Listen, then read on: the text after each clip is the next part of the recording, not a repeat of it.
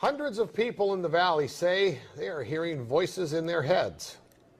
And those voices are being transmitted by microwave or other methods. Well, several viewers asked us to investigate what they call electronic harassment. KMIR 6's Angela Monroe joins us now with what she's discovered. Angela. Electronic harassment, synthetic telepathy, voice-to-skull technology. Chances are you haven't heard of these terms, but after searching the internet, I found dozens of websites dedicated to the phenomenon and several Valley residents who say they're victims.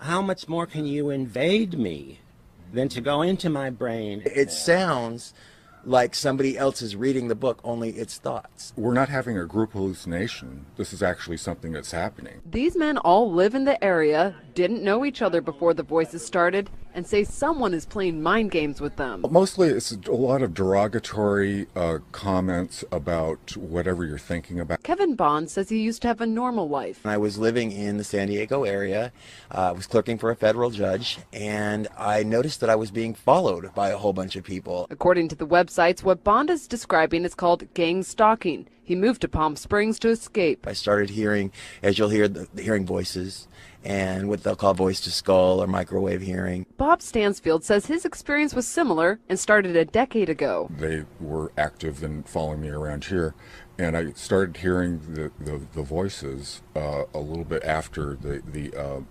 vehicular stalking. Randall Ringer says the voices started when he was undergoing chemotherapy. The first thing that was said was Randall Ringer.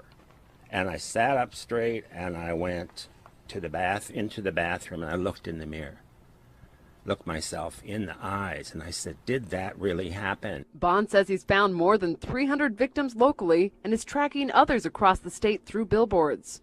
In Johnson Valley, a Freedom House just opened to help people who believe they are being targeted. To many of you who find yourselves the object of covert harassment, that there is hope and that you are not alone, and that we are striving to find legislation and we're working towards freedom for all. Derek Robinson leads a national group called Freedom from Covert Harassment and Surveillance. He says he knows who's playing mind games. Rogue government officials that are sponsoring this, also corrupt business officials, and private citizens. And he also told us how. Most of it is delivered by microwave, and I believe it's satellite delivered. Bond says neurotransmitter chips that run off body electricity have been inserted into some people. And they assign cell phone numbers to them. The cell phone numbers are then run through a computer, and a computer translates your thoughts. This crime has been available to the military for 60 years.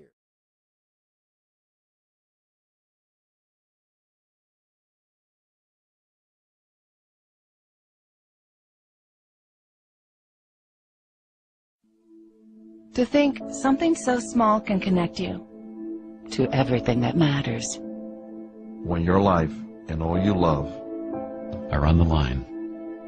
HealthLink is always with you when every second counts in the emergency room,